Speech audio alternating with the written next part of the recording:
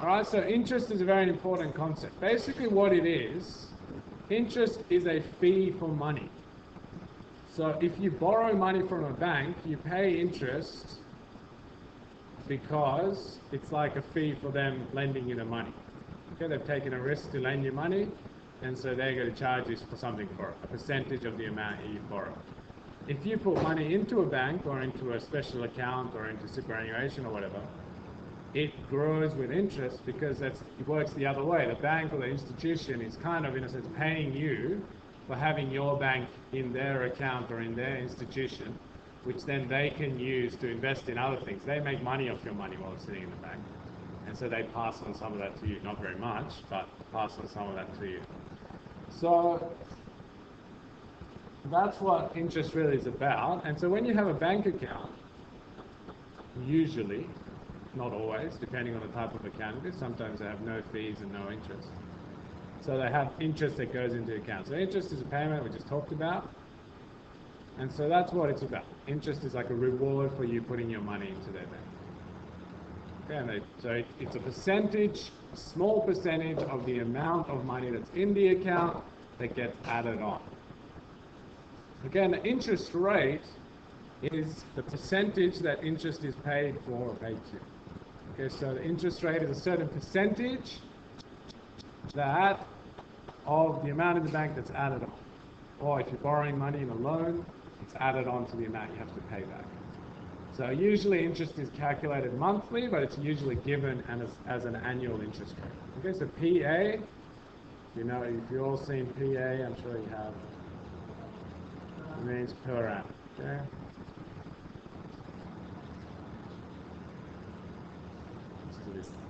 Sure about that. And so you need to do, and we're going to show some, I'll show some examples about changing the interest rate from year to month, doing various things like that. So simple interest is interest that is worked out from the initial amount that's in the account, and then it never changes. So simple interest, you have say $10,000 in an account or something, the interest is based on that $10,000, and it doesn't matter if the money goes up or goes down in your account, the interest is always worked out on that. It can also be called flat rate interest. The thing about simple interest, it's not really used by anyone, except in the most sort of primitive of cases. Because it's bad for the banks, because they may have to pay you more interest, and it's also bad for you. If you take out a loan with a flat interest rate, and you borrow $100,000, it doesn't matter if you reduce your loan, you're always going to be paying the same amount of interest on it. So it's not a good thing to have. So that's compound interest is the second one. So simple interest is always based on the initial amount. Compound interest is worked out based on the changing amount in the account. Okay, or the changing amount of the loan, depending on what context we're looking at. So say you have $1,000 in the bank and 6% interest, then 6% is added on the 1,000. Maybe next month your account is down to $800. So the 6% is worked out 6% of 800, not 1,000, because it's changed. So your principal, the amount that you base your calculations on with the percentage, is changing from month to month, or changing as each time that you do the calculations. Okay? Credit, when your account is credited, money is going, this is just definitions, if you know it already, I don't expect you to write it down, but accrediting an account is when money goes into it, okay? You deposit money into your account, that's the terminology, and money is credited to your account, it's a credit. A debit is when money goes out of your account. So a debit is, when you take money out of an ATM, that's debited from your account. If you pay for something with your card in a shop, it's debited from your account. Okay, it's withdrawn. A withdrawal or a debit. What? How do they do it?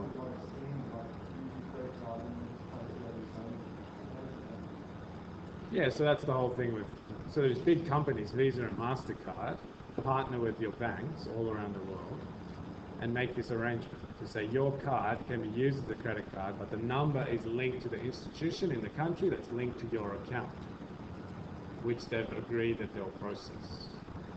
Okay, so it works like it's a big network across the world. And that's why Visa and MasterCard are such massive companies. Every single transaction that's made with a Visa or MasterCard tiny percentage has to be paid to. It's like, I don't know, 0.04 or something, not even. Some tiny percentage of the amount is paid to Visa and MasterCard. But if you imagine the number of hundreds of millions of transactions that take place with Visa and MasterCard every day, it adds up very quickly. Okay, so that's those companies, they have their monopoly on the, or duopoly, on the credit card business. All right, so I'll go through this example. So if you could listen carefully to this, because we're starting to talk about monthly interest rates, finding that and then working it out for that month, okay? At this stage, we're not going to go into any formulas. We come later to compound interest formula and various other things, but we're not going to do that just yet. That's very soon. A couple of topics time, okay? So if I have a look at this example, let's have a look. Interest is paid into an account at 8% per annum. Right? Per year. 8% is added per year. If the account has $250 in this month, what is the interest paid into the account at the end of the month? So typically, interest is paid in at the end of a month. Oh, it just seems to be a way. Where sometimes it's daily as well. Credit cards work out the daily interest rate and then charge you on that basis. But the first thing we have to do is to find the monthly interest rate. And the way that we do that is, if you have a certain percentage per year, we say that, well, the monthly rate is dividing that percentage equally between the 12 months. So your monthly interest rate, you're dividing that 8% by 12. So you divide by 12, and so 8 over 12 is equal to 2/3, so 0.667%. Okay, that's the monthly interest rate. That's how much interest is charged on the amount every month. Okay, that's to 3 decimal places. Okay, so then if the account is $250, what is the interest that is paid? So we have to work out 0.667 of 250. So I'll do that. So we say, well, 0.667 divided by 100. Okay, so the percentage over the total percentage, which is 100, multiplied by 250. Can somebody find that out? It's going to be very small. Harrison, find that out for me, please. 1.6675. So 1.67. So $1.67 is that. Okay, so 250. Plus, oh, sorry, that's the interest. That's answered the question. It's not asking for the total, it's asking for the interest. All right, so we'll just get rid of this. So what is the interest that is paid into the account at the end of the month? So the interest that's paid in is $1.67 is paid into the account.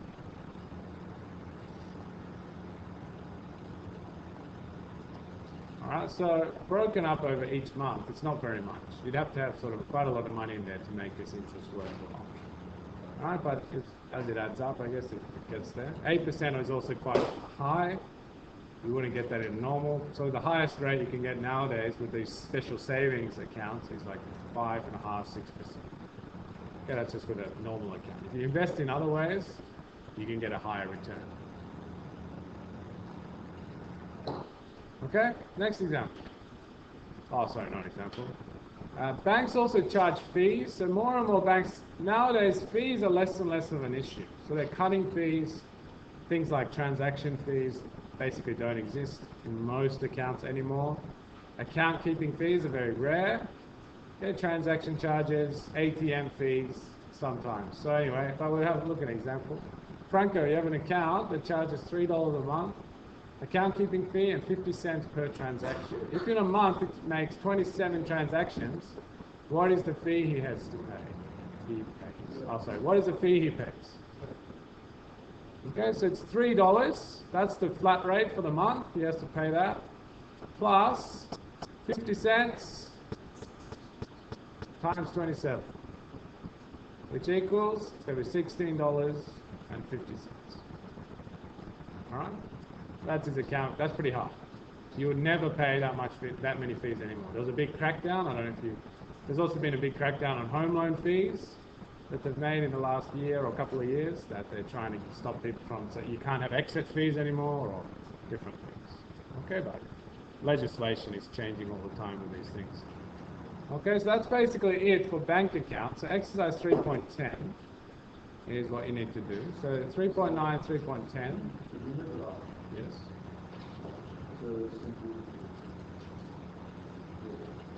All right, did everyone get the end? Anyway, just tell me what you want to do and I'll move it.